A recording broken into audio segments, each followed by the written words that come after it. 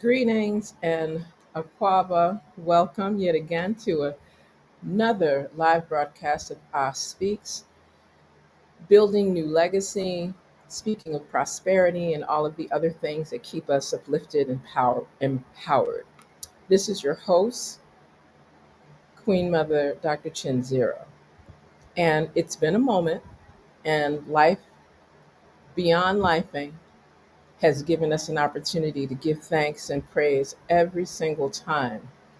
So if you are not in the best space right now, if you are shifting between your prosperity role and you're feeling any kind of other than positive vibration, we are encouraging each and every one of you that are viewing or within earshot to speak truth, not to power, but speak truth as power. And we're going to start a little differently than we have in the past. We'd like to give thanks and praise to the one most high. We'd like to live each day daily for the one most divine, and we are to do it tomorrow just as we do it today.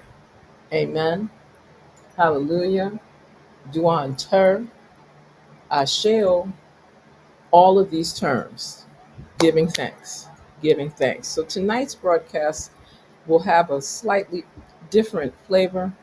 For those that are familiar with that prayer, and are used to me singing it, sharing it in a space that's a tad more rhythmical in an ancient Ankh legacy language of the meta nature, the words of divine or the words of nature, the words through the creative source.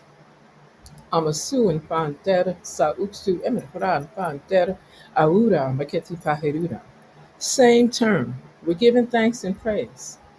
We're honoring infinite source, because through that manifestation, we're able to be prosperous. We are able to be prosperous in health, wellness, resources, relations being smoother than customary. And we're always engaging with one another in a space of love, joy, tranquility, balance, and harmony. Even if there are distractions on the global frame of our lives that look chaotic, disheveled, hostile, unpleasant. Our intention is to draw from our own source power and to ask for the creative, infinite source to really sit deep in our body, mind, soul, spirit, and consciousness, in our hearts, in the center of our spirit, to give us that little extra, a little extra that is so essential in these times. Part of what I'd like to offer this evening, as well as we are moving forward with the Crew Podcasts and Media Networks, bringing different perspectives, different ideas, different actionable deliverables inside of all of our various pieces. I realize that there are a number of opportunities that we tend to overlook sometimes. And sometimes, sometimes we forget to remember sacred source. And sometimes we overlook different things that would give us the balance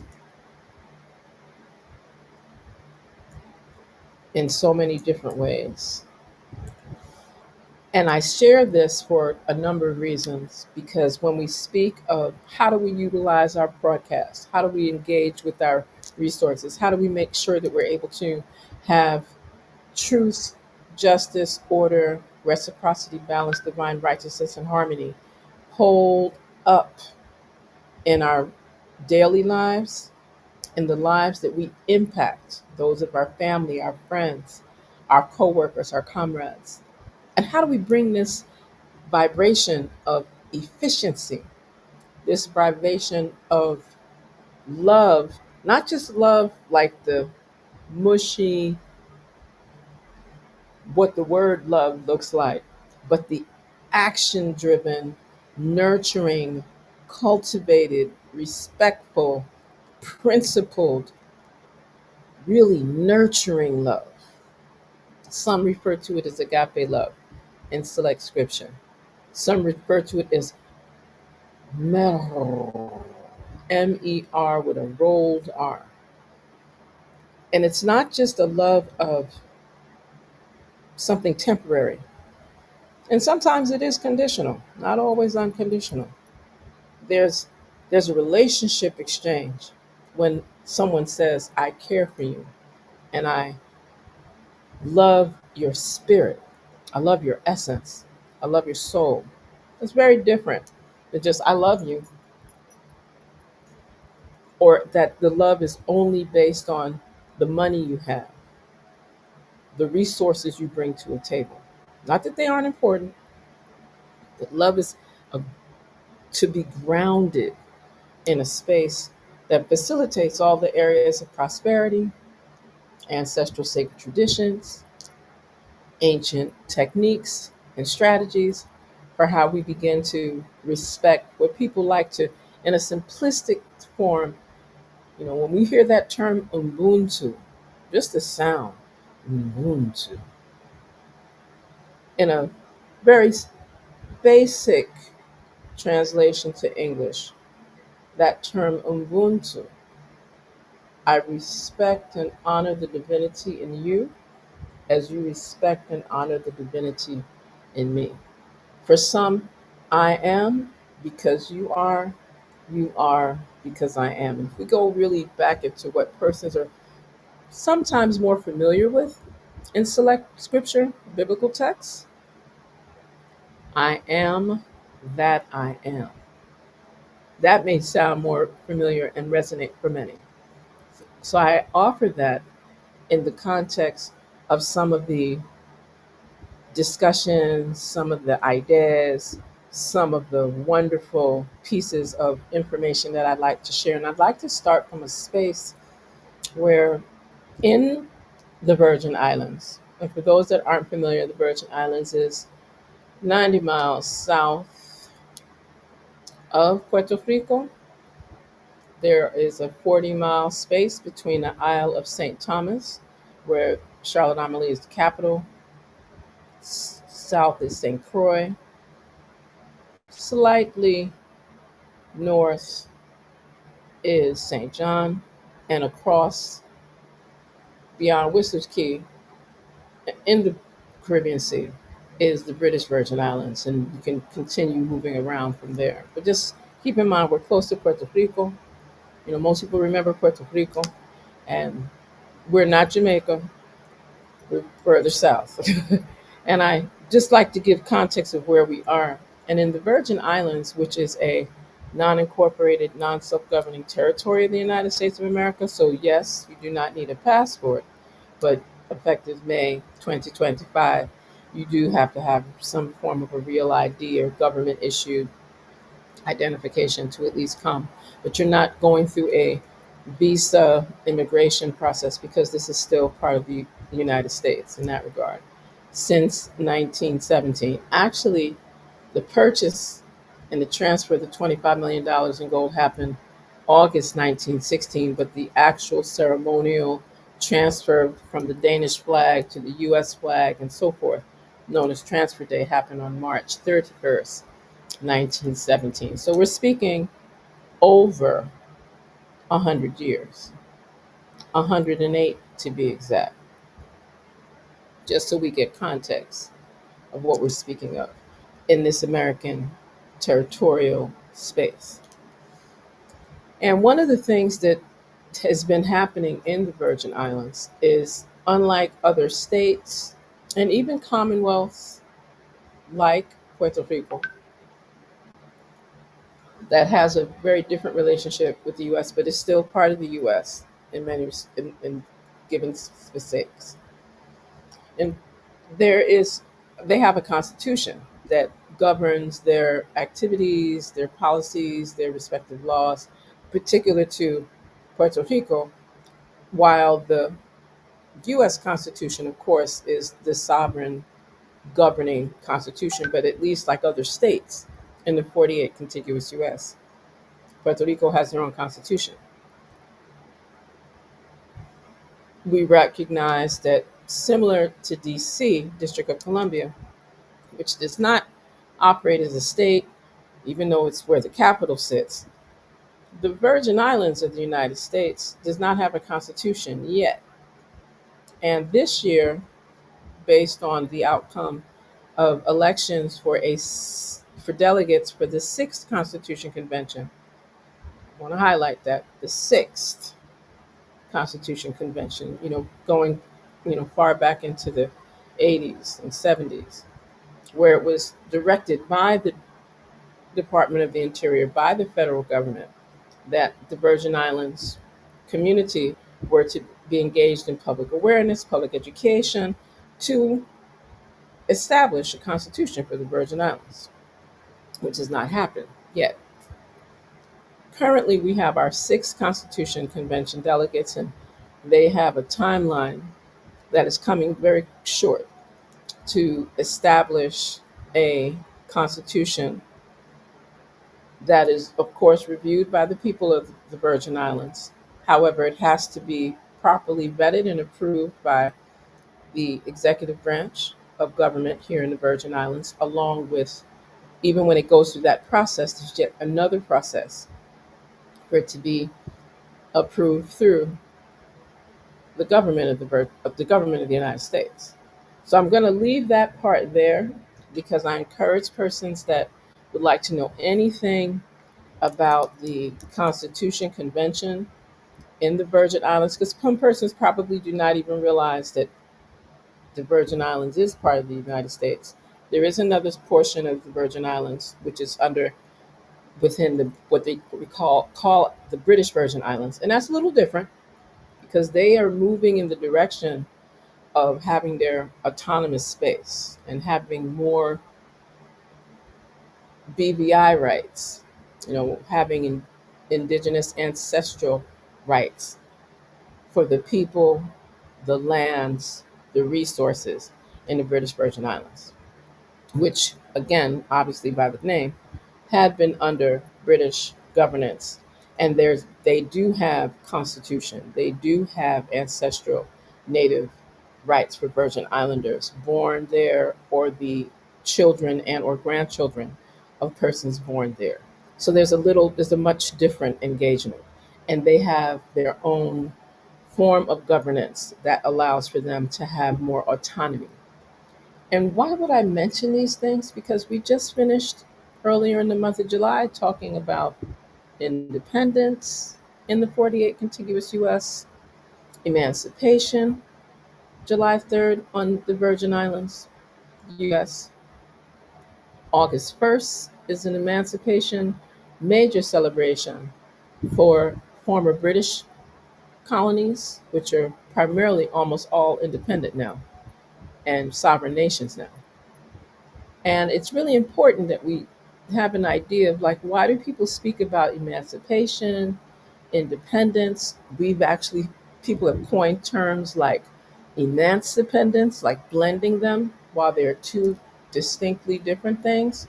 But in the course of pulling together on what it took for people to be emancipated and what types of trials and tribulations and liberation struggles did they go through, what sacrifices were made for people to be emancipated from enslavement, and then bringing it forward because the living conditions didn't really change, whether it was in the former British colonies in the 1830s or in the former Danish colonies in the 1840s, or even with the Emancipation Proclamation in 48 contiguous US in the 1860s. These, just notice what's happened: 1830s, 1840s, 1860s. So you can see the math that there, while we were navigating as people of African ancestry, as well as other indigenous people of color, I want to make sure of color, what people like to call BIPOC, but essentially people of African ancestry, whether they came through indigenous spaces, whether they came through Eurasian spaces, whether they came through the native Amerindian spaces, right? There was a certain limitation based on the activities of colonizers, of entities that were able to use whether it was religious means, institutionalized means, different forms of education, and so forth to actually bring some very disheartening forms of inhumanity at a time while people were still able to thrive in certain spaces around this globe that we call the Earth community. Yeah. So I offer these short pieces because sometimes we do not get an opportunity to really share with one another on, like, where do you live? When people talk about what's going on in the 48 contiguous US, we got to go like this sometimes. And then other people feel that everything is moving perfectly. They're very comfortable with some of the 18th century, 19th century divine providence perspectives that used to exist back in those times. Some persons are very comfortable with the 48 contiguous United States of America returning to what people think was great. And no one is going to get into that particular conversation because that becomes a distraction that takes us away from the course, the most healing course that we can possibly engage in, which is returning our mindset, our thought processes, our priorities on making sure that we can thrive irrespective of what chaos is going on in their world, because we've always done that. And that's the part that I'd like to kind of hone in on for tonight's broadcast are some of the ways in which this is being done, and specifically encouraging persons, you can read between the lines or listen carefully to what's being shared, or take a moment and do your own research, because it's not about believing what I'm saying. I'm encouraging listeners and viewers to know the truth and know what our blessed options are. Because even in the midst of chaos, there is order. Even in the midst of so much struggling and strife, there will be balance. And for some people, they refer to it as karma. For some people, they refer to it as restorative justice. And we have a number of names. That's one of the things that we're very good at. We can describe things 5,000 different ways using a host of vocabulary terms. But for the purposes of what we're discussing and sharing tonight, we have the ability to really hold strength. And prayer without action is useless. But prayer with sacred intention and action, how we live, how we speak with one another, the type of respect we share with one another, the way that we care for one another, that is an opportunity that only the greatest of the greatest have been able to secure and move through. So, again, I offer my most healing words when I speak of these different aspects of what is taking place in these spaces like the Virgin Islands of the US, what's happening in the wider Caribbean, what's happening throughout the Americas from the North Pole to the South Pole, what is the impact of things happening in Eurasia, of course, in our African continent, around Oceania, India, the entire globe is experiencing the things that we're experiencing. We're seeing flooding in places that do not customarily flood. So we have to send prayers and resources and support for families that have experienced so much loss. Yes, in the 48 contiguous US, but I hope persons are noticing this is happening globally, where there are flood situations that are unprecedented historically, earthquakes that are in places that usually may have a few tremors, but they're not beyond anything like a 4.5 and a 6.9. And in some instances, we're forgetting the impact that if the earth quakes, if the earth shakes, the earth tremors, then of course there's going to be impact in other parts of the world, whether it will be some type of a tsunami, whether it will be some type of a volcanic eruption.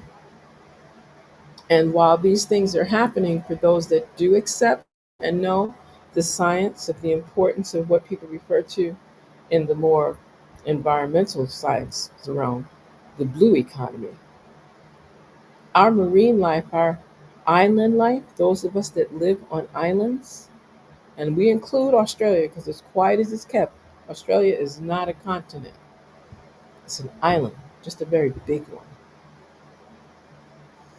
And it's important for us to be aware of how this is affecting plant life, mineral life, animals, and of course, humans. And this is a time for us to return to source, that reconnection with infinite source. If you already have the connection, amen, prayers to you. Do I interpret that?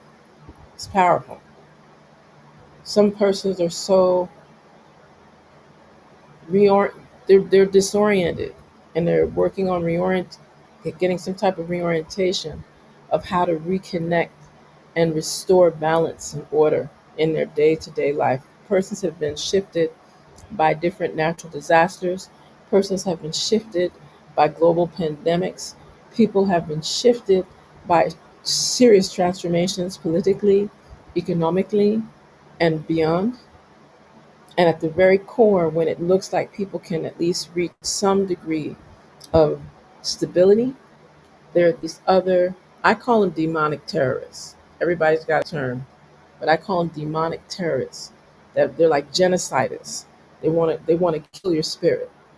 They want to destroy your balance. They want to make you uncomfortable in how you eat, uncomfortable on how you can get health care, uncomfortable on where you live, uncomfortable on how you make your money.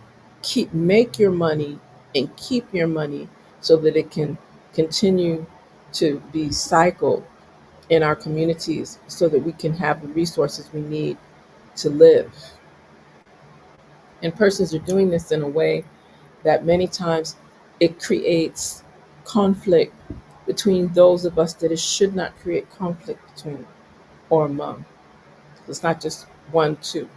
It's a whole system that's intentionally keeping us distracted from the core of things that allow us to thrive, not just survive, but to actually thrive and flourish and be prosperous. When I offer these types of things in conversations, uh, as an educator, as a healer, as a priestess, as a global cultural heritage ambassador, and as a communication scientist, right? Because how we say things, we always come back to these platforms and frameworks like Pulse, people using language skills effectively, and people learning how to use those frameworks to communicate, whether you're using the ghost, something like gentle, honest, open, specific talk. These are frameworks and techniques that have been used for decades now, through many of the original research and works of persons, Dr. Nancy Love, coming out of Canada, and working in concert with other professionals and going into spaces, including Africa, utilizing that Enneagram, that balance of the nine, as a framework of how do you deal with your inner self, your outer self, your higher self, your body self consciousness, and all the different elements that allow for you to reassess how you communicate, how you listen, how you learn, how you teach, how you engage in counsel, and how do you thrive. Like, what is the framework that helps you to thrive? And we're moving, some persons have it, or at least it appears that they have it in order, in fullness. And some persons may appear like they do not have it in fullness at all.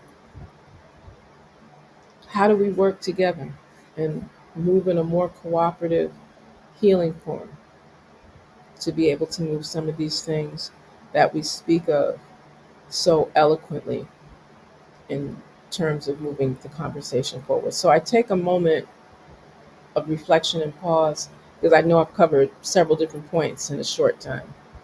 And I just would like for those that may have just joined us to just have some clarity on when we speak of I Speaks, we're always incorporating ancient sacred traditions in a form that can be integrated well in contemporary times, and speaking in the form where we are able to respectfully gather information, share information, show love and respect for one another, and bring certain areas of truth and power into our discourses, our studies, our life frames, our actionable deliverables, and more. We're going to take a slight moment of reflection for all the persons in our respective communities that have experienced loss, challenges in life, and encouraging just a moment of reflection. Take a deep breath and just hold that breath. And when you release that breath, we're asking for all of those things that are harsh to be released. And just breathe normally. Sometimes we do not take time to breathe and to offer moments of reflection and to give thanks for what we may have now, even if it's less than what we desire, and to give thanks for others in our immediate community, in our national community, in our regional communities, in our international communities, so that there can be some degree of lessening of the chaos, the imbalance, the demonic terrorism, the genocide. And we're commanding that because just invoke what it would look like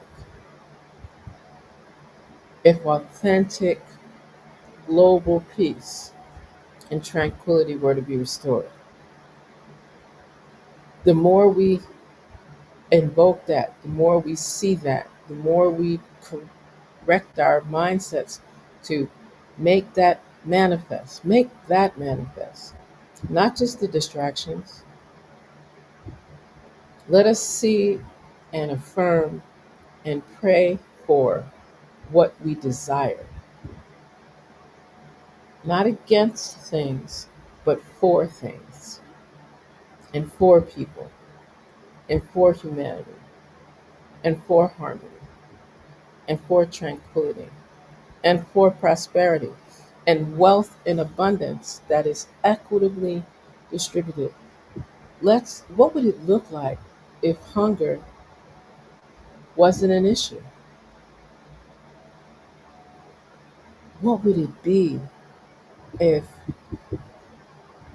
to the best of our global ability. Wellness, healthcare, resources for wellness and healthcare were more equitably distributed to minimize health disparities. What would that look like? The more that we begin to speak what we'd like to see, the difference in the change for the greater good, especially for our human family and civilization, it would be remarkable. And I'm sure to some people, this is a very idealistic perspective to have. However, the more that we begin to see and invoke sacred with sacred intention what we'd like to see, the more that can come. And of course, while we're doing this, we're taking corrective action. We're doing our part, whether it's for you to do your agricultural gardening or support another local farmer, start having cooperatives in our respective communities because people that don't have food don't move well. So agriculture becomes like one of our key engagements. If you don't know who's growing food in your community, take some time and find out and get to know that person. Help them occasionally. You may not be the farmer, but you might be able to help them with doing things on the farm, and there would be a organic exchange.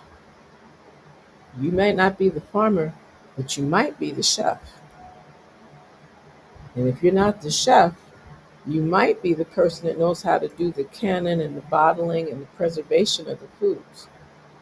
And if you're not either of those three, you might be the person that takes some of those skins from the fruits or vegetables that they grow to create some other kind of agribusiness. Just know that it's a cycle, it's a process that allows for everyone to participate. That's how we used to move.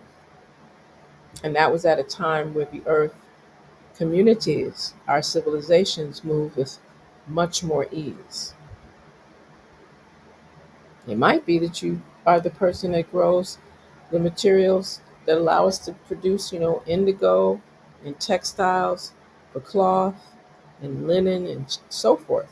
Could be. It might be that you're the person that produces the various herbs for tea bags and that help to keep our people healed.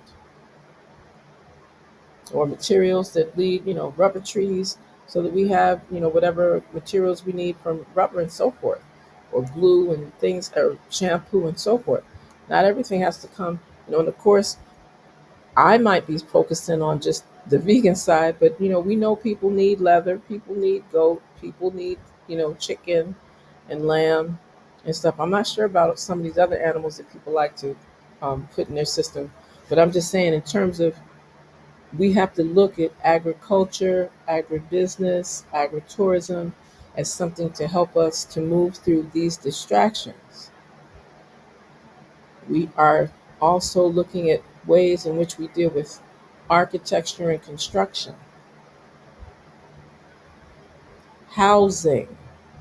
No one should be tripping while they're struggling to make $50,000 a year and are expected to pay $5,000 a month to live somewhere with their family. And everyone cannot live in housing communities that are putting people so close that that too creates another form of tension. And there's enough land on this earth for everybody. Believe it or not, all 8 billion and counting could easily get some space for familial residence at least. We have some people that have houses in every country that they work in, which sometimes exceeds 10. We have persons that have a 40,000 square foot home, and it's a family of two with occasional visits from other relatives. And then we have persons living in less than 200 square feet, right next to row houses. with limited shared water sources, limited septic systems. Some persons are still dealing with outhouses in 2025, not by choice, but just by design. So, as I said, we're talking about things that come with how we build community, how we build legacy. Some persons thought I was going to spend more time talking about the historiography because some of that I can just announce. But I just like us to have in our mindset agriculture, architecture and construction, building, housing. When we talk about astronomy, it's important to know that there's going to be, whether it's an eclipse, a total eclipse, a partial eclipse, is it a solar one, a lunar one? Do we have meteorites flying around? Just keep in mind that when these things happen, it affects the human family. The entire civilization is impacted by these things.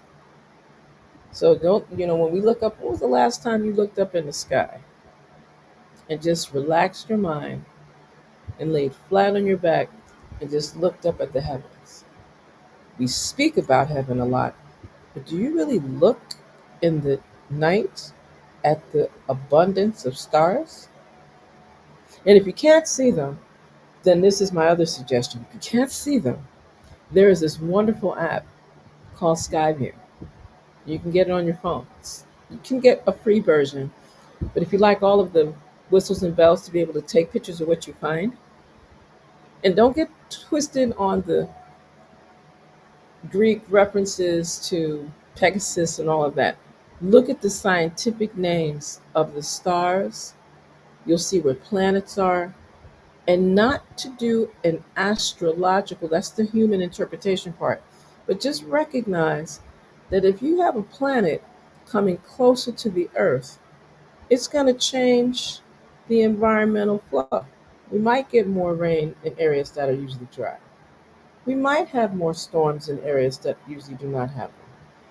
The water might rise because there is a relationship, let's say, for example, between Uranus, one of the planets in our solar system, and the Earth. And if it comes very close, it's going to change things. Just like when we speak of Mars, it's the fire planet. When it gets too close, it gets very hot. It's a fire planet. Fire, blue Earth, hot. These are astronomy is a great science, and I always encourage persons to look into, persons like Dr. Tyson, one of the best physicists, one of the most knowledgeable scientists that we have still amongst the living with us. And again, looking at his work and doing things comparatively. But for those that want to go the app route to just get an idea of what's around you and what is above you, especially when the sun goes down and you can actually see the stars. But even if it's cloudy, what I appreciate about this app is this going straight from satellite to satellite to give you a vision of what's in the sky and how it, and then you can do your own research on how it impacts us. Again, not the astrology part. That's another science that I leave for the persons that are more proficient in that arena. We're just speaking of the astronomical science. So let's go back. Agriculture, architecture, construction, because they go together, astronomy, and the arts that govern the entire universe. So whether it's healing arts, visual arts, scientific arts, because people forget that there's a science in the arts, right? Some people specify performing arts, creative arts. There's so many different elements because art is takes up a whole dimension in our brain. You got your arts brain, your science brain, and they work together. So we're speaking of those things that primarily start with the letter A, and we went from the architecture, so agriculture, architecture and construction, astronomy, and the arts. And if we look at things through that lens, of course, there's many other areas to include that because when I speak of the healing arts, I'm speaking of the healing arts and sciences. When I speak of Agriculture also includes wellness. All of these conversations become mute and useless if we're not well enough to thrive. If our body frames are not taken care of, we're using what's the really popular phrase now? Self care. Self care. Our healing is so important. Our wellness is equitably important. And to the best of our abilities, this is a grand time in the midst of all of these global distractions for us to come together in harmony and unity, principled, of course, respectful, of course. And again, we're not going to all agree on everything. And we're probably not going to agree on many things, just in terms of how it's done, because there's 8 billion people. So there's 8 billion thoughts to things. And that's a lot. And I say that this is an opportune time for us to reassess, reactivate how we bring truth as power.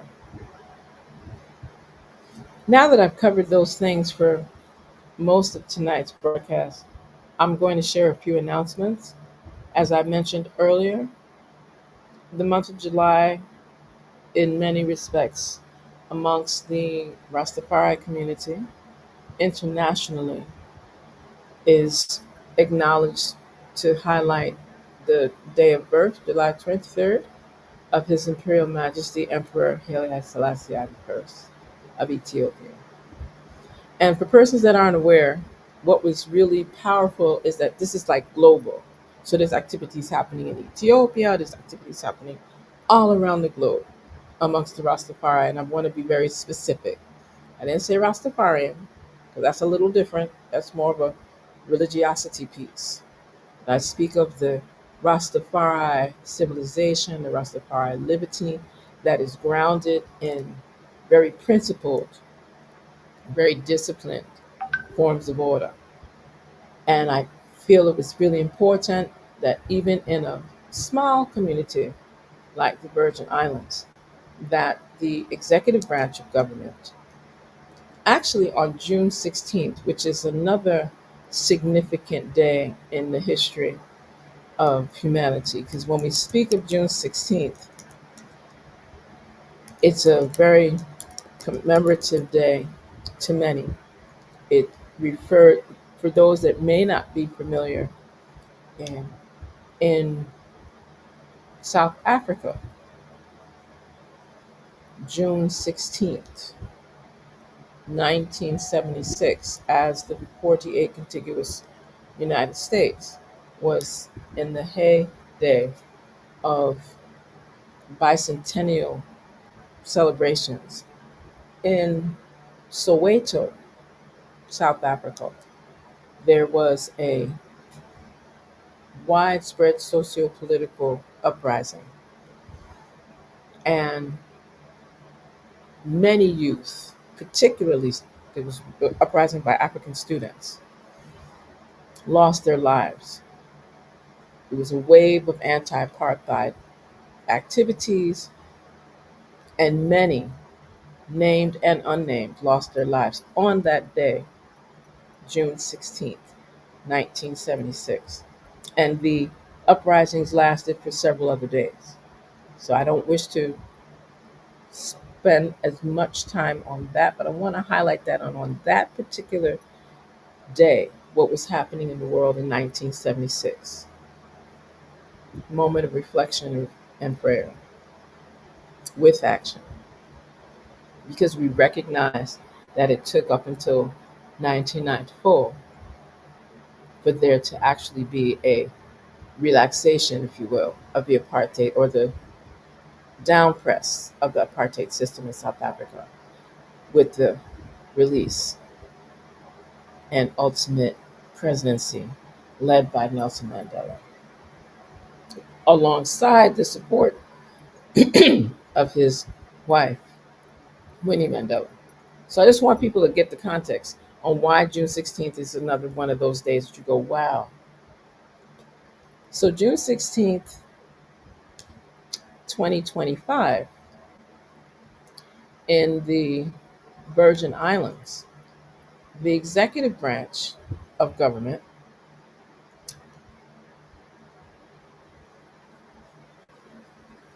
designated July 23rd, or I should be more specific, yeah, July 23rd as Virgin Islands Rastafari Day. And that may not seem like a really big issue to some, but it's a very big issue considering the types of trials and tribulations, the forms of discrimination, the attacks, the head, the hair cutting, the forcible hair cutting, the imprisonment, the torture, and even the death of many practitioners, many Rastafari leaders and followers throughout the region and throughout the world, even. There was a time where persons who even tied their head, even if they thought you had locks, you would not be allowed entry into certain countries.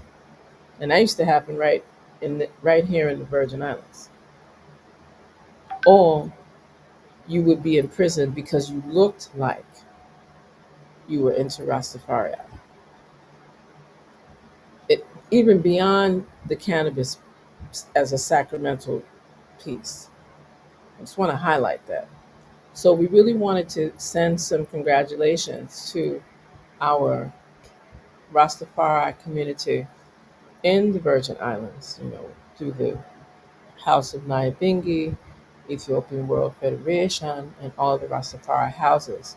They gathered to professionally, respectfully, and principally negotiate, craft not only the proclamation for July 23rd, which is the Earth Strong of His Imperial Majesty Emperor Haile Selassie the First, as Virgin Islands Rastafari Day, but this is something that's spreading around the globe to recognize the role of Rastafari. And I would be remiss if I didn't speak of even the opportunities. I speak of Ras Tazadi Tafari in St. Croix, Virgin Islands, who was really instrumental of working and negotiating cooperative collective engagement amongst the various Rastafari houses to respectfully and most honorably have this organized, and also to have an apology given from the executive branch of government regarding the forms of discrimination and the trials and tribulations that many people of the Rastafari community had endured for decades. So this would like to highlight that part. Another piece, as I mentioned earlier, is that there's a lot going on in the Virgin Islands in the to develop and establish a successful, I'm going to say that again, to establish and develop a successful creation of a constitution for the Virgin Islands of the United States. And although many people will hear U.S. Virgin Islands, United States Virgin Islands, the legal name from the transfer time, from the establishment of a organic act, served as a governing body of laws and policies for the Virgin Islands, and in accordance to even the revised Organic Act of 1954, according to the secession treaty, separating the Virgin Islands, the Danish West Indies, what it was formerly, to becoming the Virgin Islands of the United States. The legal name is Virgin Islands of the United States, not United States Virgin Islands. So it's more like Virgin Islands US. And some people shifted to Virgin Islands Us, which just shifts that colonial mentality that some people now refer to similarly through the works of scholars and United Nations presidential advisors like Dr. Carlisle Corbin, the phrase colonialocracy. So it's like a colonialism covered with a democracy that is blended. Because in 1916, going into 1917, the intention was this was the Virgin Islands of the United States. And even as the League of Nations was formed in 1948, moving forward into even the United Nations, because that shifted in the between the 50s and the 60s, that you had United Nations still has resolutions from back in the 50s and 60s saying that there should be no more colonies on the earth. So there's some that's a whole other conversation. We'll come back to that in one of our next broadcasts. We're looking forward to joining you next Sunday on August 3rd, which also happens to be the Honorable Father of Pan Africanism's birthday, the Reverend Dr. Edward Wilmot Blyther. And we'll get a chance to speak more about those types of things. Same time, same place, same station. I would also like to highlight that there are going to be a number of activities around relations that the U.S. has with the wider Caribbean nation states.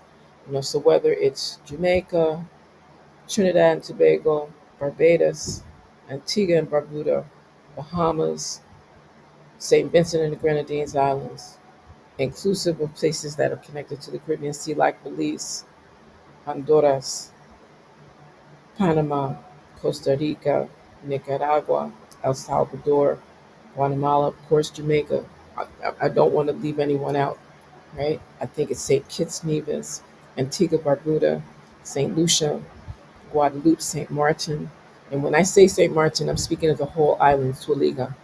So we'll let the Dutch French piece come a little later, but we're speaking of the entire space. Curacao, Aruba, Bonaire, which has a serious quest on their Bonaire Human Rights Organization, which is really, they spend so much time in the United Nations on their quest of decolonization, self determination, and the authentic voices of those spaces. And I'm sharing this because sometimes we've overlooked that we're looking at the 48 contiguous US.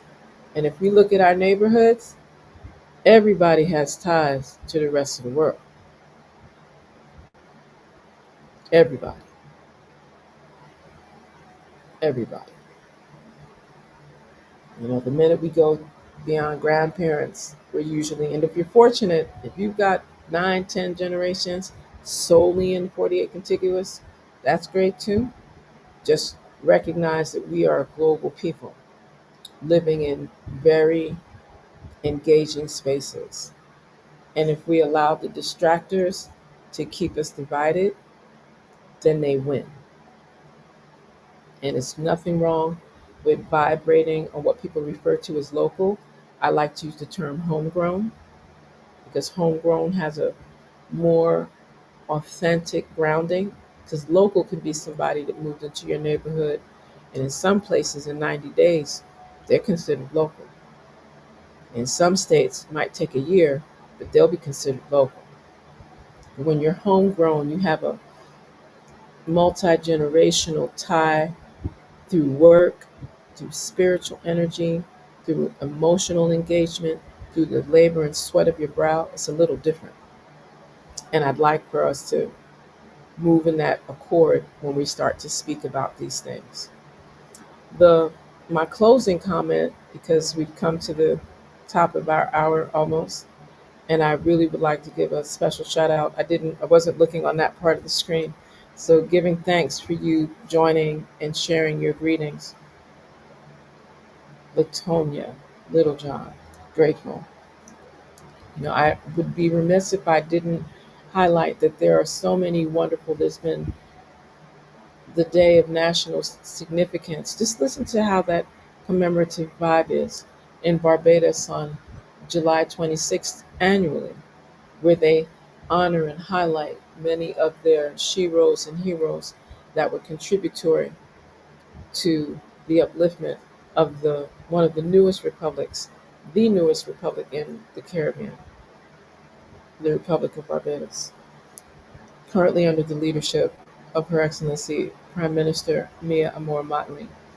And their whole energetics around sharing history, culture, traditions through the arts and the sciences, using technology and various forms of creativity to share the legacy, the more accurate, well researched narratives of what took place in this space of Barbados, particular to trade union activities in the 1930s and who were instrumental to those things. So whether there's a highlight, there's a wonderful Golden Square Park that they have revitalized as a sacred ground to highlight some of those freedom fighters, like Clement Payne, like Israel Daniel Lavelle,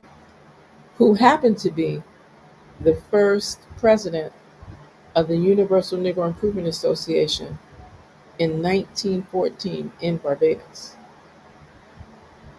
I'd say these things because that's just one example. There was the reference of the July 26th observances in Cuba.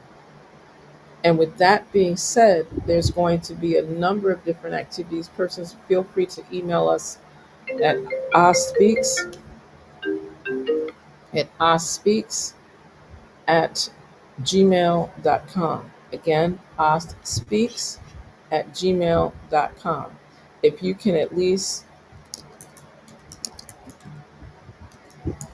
if we can at least have these exchanges, if you have other questions, am open to sharing more detail. But again, it's always a joy and a privilege to remember that a people without the knowledge of their past history, origin, and culture is like a tree without roots. That's a quote from the Honorable Marcus Messiah Garden, founding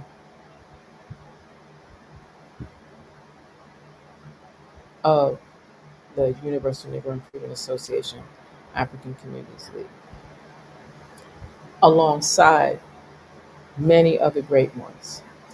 I feel that we are at the closure of our piece. I would like to thank everyone for tuning in, joining in.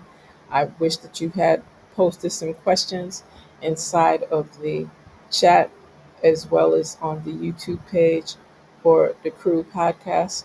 We'll make sure that we have that information available for listeners and viewers in the near future. Again, this has been Queen Mother Dr. Chansira of Us Speaks, Building a New Legacy with the Crew Podcast and Media Network. And we look forward to you joining us every evening. I always tell persons 8 p.m. Eastern. You can always see the details on the Crew Podcast, Queens of Collaboration. There's a lot of opportunities inside of Facebook and other platforms, YouTube, etc., Instagram, to be able to know, because there's a powerhouse of, of broadcasters that are always bringing information that facilitate each of us moving through prosperously and building legacy in all the ways possible that we can. Remember that culture heals humanity, land is our foundation, and spiritual harmony unifies us. And I encourage everyone to keep doing your part to build a new legacy. Until the next time, be balanced, harmonious, and do your best. Let's have peace.